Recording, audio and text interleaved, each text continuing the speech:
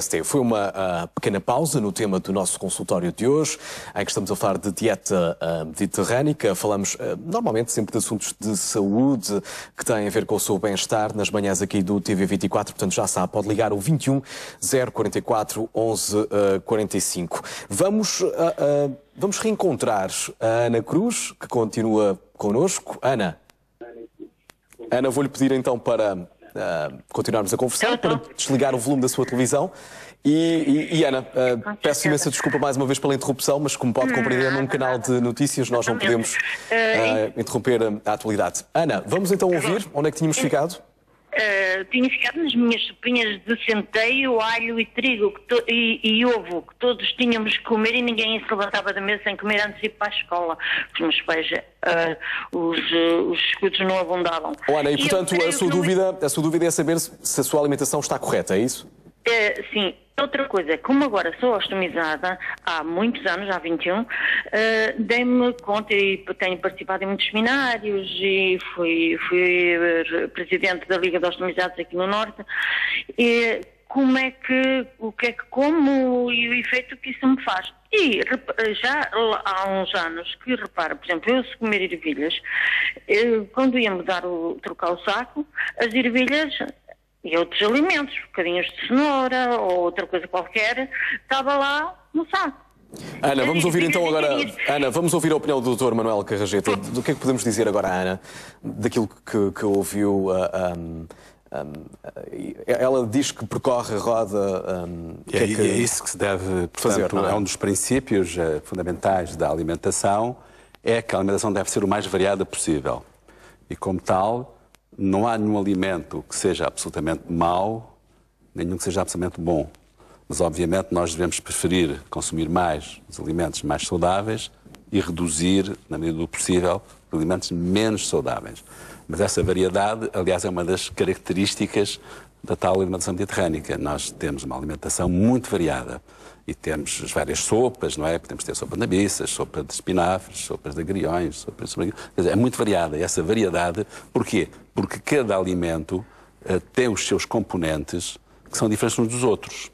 E ao termos uma alimentação variada, se nós comemos só de um tipo de alimentos, vamos ter deficiências na ingestão de determinados nutrientes que não existem, ou existem em pouca quantidade nesse alimento. Ao variar, nós estamos a cobrir todas as possibilidades e, portanto, ter uma alimentação melhor.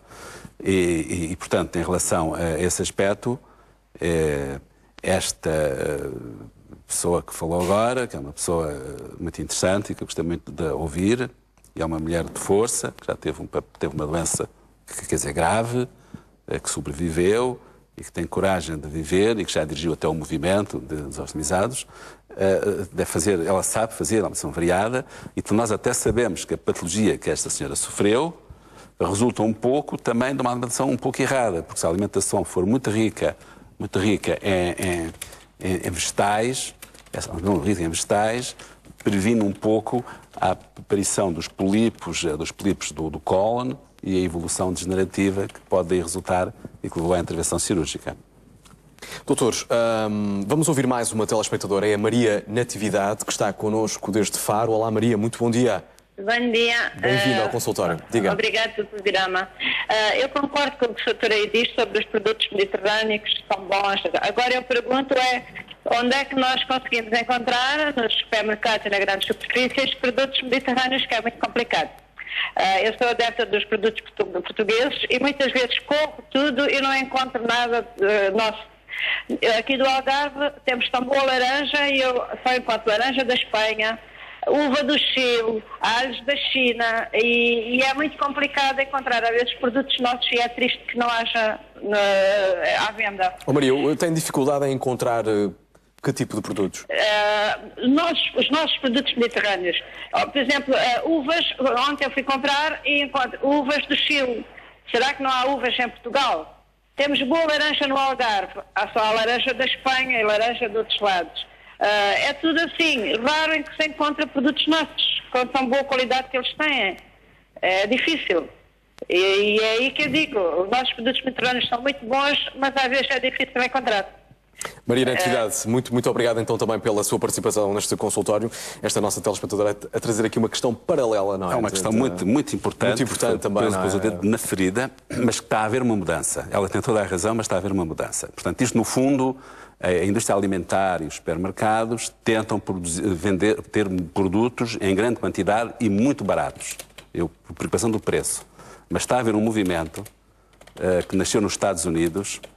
E houve uma notícia que ocorreu o ano passado, a que os média não deram grande relevo, mas talvez se lembrem que a esposa do presidente Obama plantou uma horta nos jardins da Casa Branca, o que parece uma coisa assim um pouco anormal. Quer dizer, aquilo é uma mansão enorme, em que há um jardim, enfim, muito bonito, muito bem cuidado, e aparece uma senhora que quer pôr uma horta, digamos, naquele jardim.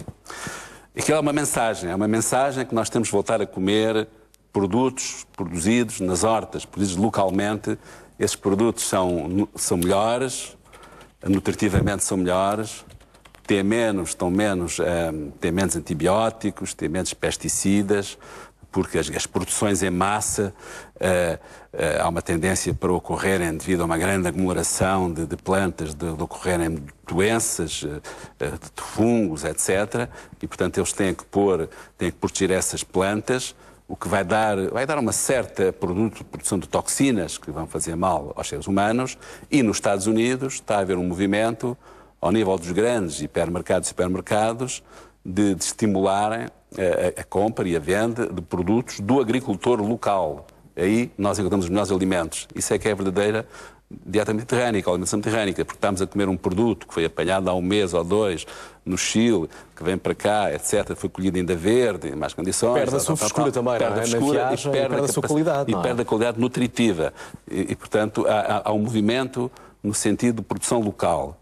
E como nós sabemos que os movimentos começam nos Estados Unidos e acabam no resto do mundo, como esse movimento está com grande força nos Estados Unidos, eu acredito, e que se a mulher do Presidente tem este gesto simbólico, significa que isto vai se reproduzir em todo o mundo e vará, portanto, uma alimentação, e nós temos novamente acesso aos nossos produtos, que são verdadeiramente produtos mediterrâneos, porque nós temos o tal clima mediterrâneo. Doutor, vamos então entrar na roda da dieta mediterrânica.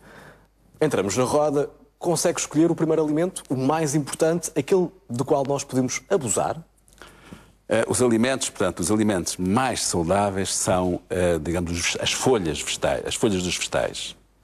Porque são alimentos que têm poucas calorias, têm muita fibra vegetal, e sabe-se que a fibra vegetal tem uma ação preventiva, nomeadamente para a patologia do intestino. Um país como o nosso, em que há imensa obstipação, que vai conduzir a patologia, a doenças do intestino, pode ser evitada. E esses vegetais têm uma série de antioxidantes que lhes permitem sobreviver às intempéries, aos agentes nocivos, etc. Esses antioxidantes, ao serem ingeridos pelos seres humanos, vão-nos também reforçar a nossa capacidade de combater os processos oxidativos que o nosso organismo produz através do metabolismo e que são agressivos e que levam ao envelhecimento e à nascença das nossas células. Portanto, a parte vegetal. Portanto, eu diria que estamos a precisar da sopa. A sopa de hortaliças, as hortaliças são muito importantes. Não esquecendo que há sempre uma tentativa de procura do chamado produto X, o nutriente X. Qual é o mistério, quer dizer, qual é o segredo? Por exemplo, há aquele caso, concreto do paradoxo francês. Quer dizer, os norte-americanos ficam estupefactos quando vê a alimentação dos franceses, que até têm alguma gordura animal, por exemplo, do queijo, que eles gostam muito, etc., e que, no entanto, são muito mais saudáveis do que os norte-americanos. Têm muito menos infartos de miocárdio. Eles perguntam qual será o segredo? Será o azeite? Será o vinho tinto? Quer dizer, mas o vinho, quer dizer, nós temos que pensar que o vinho há um problema importante, que é o problema da quantidade.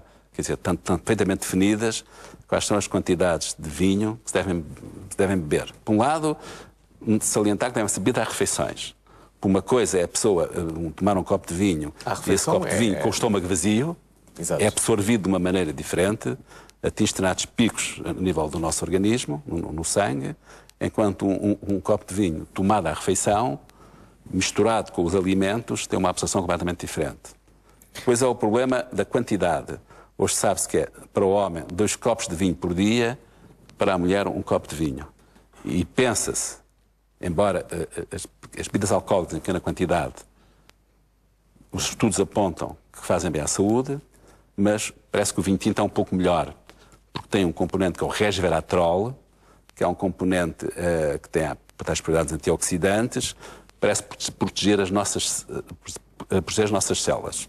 Há cerca de um ano, uma pequena companhia norte-americana que produz resveratrol já sinteticamente e produz um análogo que ainda é mais ativo como antioxidante, foi comprada por uma Big Pharma, uma grande companhia, por acaso uma companhia europeia, aquelas companhias gigantescas que produzem medicamentos, comprou esse pequeno laboratório por uma fortuna, tipo 600 milhões de contos, para falar à antiga, exatamente porque acreditam que é um tipo de produto que pode ser o tal mistério, o tal segredo. E incrementar a qualidade e permitir da alimentação. Impedir as doenças degenerativas, quer neurodegenerativas, quer a nível do coração, e atrasar o envelhecimento. Vamos só ouvir agora a Marta Ortiz, que está no Barreiro. Marta, bom dia, bem-vinda ao consultório. Vamos ouvi-la então. Está? Viva. E bom dia também para o doutor.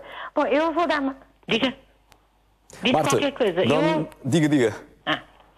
É mais um testemunho do que propriamente fazer perguntas. Eu, quando estava a trabalhar, comia sempre... ia comer àqueles sítios que era tudo comida rápida, e às vezes nem sabia o que é que havia de comer, porque eu não sou uma pessoa que gosto muito de comer. Eu preciso de comer, mas não sou grande apreciadora da comida.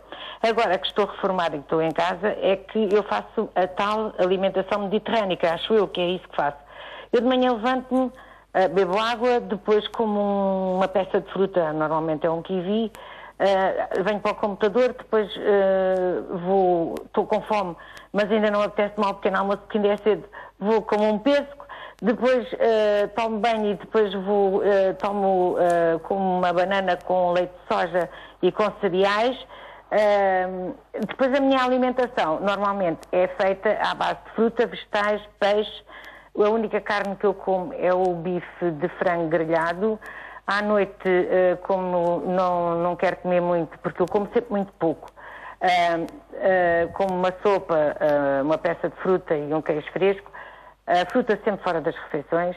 Utilizo o azeite em garrafa preta, porque dizem que em garrafa branca que oxida, não sei se é assim não. Utilizo o vinagre de arroz. Bebo chá à refeição para cortar a gordura, porque também dizem que faz bem uma bebida quente à refeição. Como iogurtes, bebo leite de soja porque a lactose faz mal. E não sei, acho que... E sente-se bem, Marta? Sente-se bem? Eu sinto-me bem, tenho 60 anos, é como se não tivesse esta idade, porque, aliás, eu acho que nem tenho nem de juízo, nem de figura, nem de saúde, nem biologicamente tenho 60 anos. Portanto, eu sou uma pessoa que pratica yoga, devia fazer uma dieta, devia fazer uma alimentação vegetariana, mas eu, para ser sincera, não gosto. Marta, muito obrigado pelo seu depoimento.